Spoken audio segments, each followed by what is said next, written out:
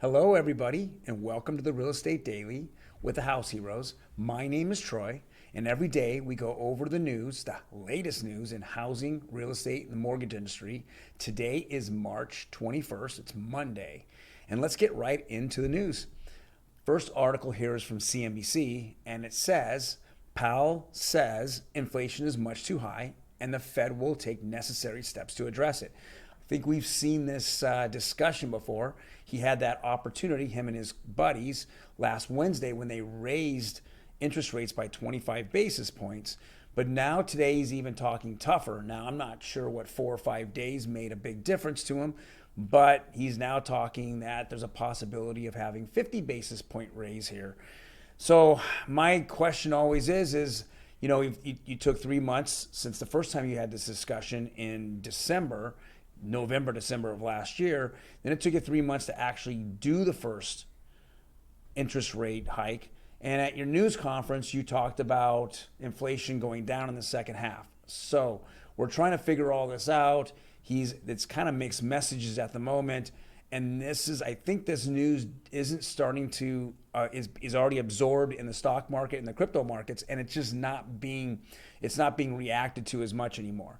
So with that being said, you don't see big swings and moods in those markets, and now it's becoming more noise. I think a lot of it's already been priced into the market, but we're just kind of getting tired of hearing the same thing coming out of his mouth. If you're going to feel that you want to be aggressive, then be aggressive, 3 months ago or 2 months ago, or even when you met last Wednesday. Go up 50 basis points. But now you're just noise now. It's becoming noise in the background. There's already an expectation of the next 6 times you meet, you're going to raise interest rates by 0.25%.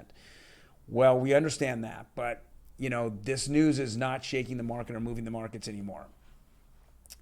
Next article here is also from CNBC. It says home value increases surpassed medium salaries in 25 metro areas last year, reports say. Now, this is pretty interesting article here. It's saying that the median home price has now gone past the median price of what wages are in those markets, meaning that the more higher end, the people that are making more money are just eating up all those homes, and the people that are making less money, they're kind of becoming and staying renters. And so now we're seeing this tipping point. We'll see how the market reacts over the next few months over the interest rate hikes and, of course, the home prices going up. Both of those at the same time always lead to stagflation or a stagnant point where the buyer and the seller have their own motives. The buyer saying, well, hey, my money that I'm borrowing and then I'm buying for a house is not going as far. And the seller saying, well, I want most money out of my house because the last 2 years, everyone kept going and got most money for their house, and it keeps going up and up, and I want more and more from my house. So with that being all said, we're seeing both of them going at the same time, but now we're seeing that the home values are outpacing people's wages. That is not going to be good.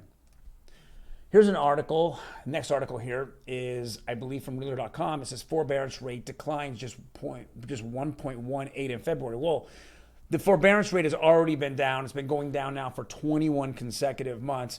It says in total about 590,000 homeowners were in forbearance plans as of the last day of February. A lot of people would love to be in forbearance as long as they possibly can. So we have kind of two camps here. One is that there's about 600,000 people that are in trouble and can't seem to get out of it. Then there's a second camp saying, well, a lot of people are out there just taking advantage of the system. Hey, if the unemployment rate's so low right now, it's under 4%. We're seeing people making the highest wages they've ever have. And if the government's going to allow them to not make payments every month and stick those payments possibly in the arrears of their loan, or just melt it in with the next 4 or 5 or 10 years of their payment, well, then they're going to go and not make payments for a year or so, 12 months. So we're getting a lot of mixed bags here, but we don't see the market panicking over this, nor do we start hearing a lot of influencers talk about this as well. And I think it was when it was over 1 million, it made a difference, but now we're at 600,000 and continually going down. It's just not as big as a headline as it was in the past. Next article here is from Redfin, and this is a very, very disturbing. It says rental market tracker, asking rents increased 40% year over year in Austin. Well, I think that Austin, it's kind of a techie area there in the Midwest, but I think 40% and 50 and 60% are in the West and East Coast. If you've gone a year and a half without raising rents, and the second that people come out of the lockdowns that we had over, the flu, well, now we're running into people wanting to increase. Cost of living's gone up, inflation's exploded. We're just seeing that.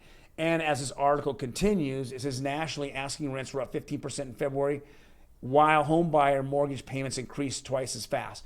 So we're definitely seeing the rental market. It's at all-time highs. By the way, the average rent across the United States is over $1,900. Think about that. Average rent over $1,900. So that's kind of the biggest worry that people have is there is no end in sight in rental increases. Landlords are out there. They want the most for their property. Some of them are newer landlords, so they don't have as much money in their house as they had hoped. Some of them have quite a lot of equity in their house, so it's just wanting to keep up with the market and the rents there so they can benefit from that. But this is kind of disturbing to see that rents are at all-time high. We predicted this, a while ago. We saw it happening, and that's why we asked a lot of people, hey, if you have a plan to buy a house, you need to put that plan in place, because owning a home would stop that. You would have a set, for most people, they have a 30-year fix, which would set your monthly mortgage payment every single month for 30 years. And if you were lucky enough to refi even further down, it would lower that payment down. Those are very, very very important things. Owning a home really does kind of keep your house expenses at least manageable or within manage. You don't have outside forces actually eating into that. I know that on the food and gas side you do, but as your biggest payment every single month, most people are going to be either a rent or a mortgage payment. And that, if that's steady every single month, you feel a lot better about your house budget. And the last article here we go over all the time is Optimum Blue. This is an average of interest rates across the United States. 30-year conforming is conventional. We're just seeing it steady there, just right below 4.5%. We're seeing the 30-year fix basically the same. It kind of ticked down a little bit, but we just bounced off the 4.5%. What is a little bit concerning is a jumbo. Jumbo rates have gone up about 50% basis points in the last 10 days. So we're seeing that jet up.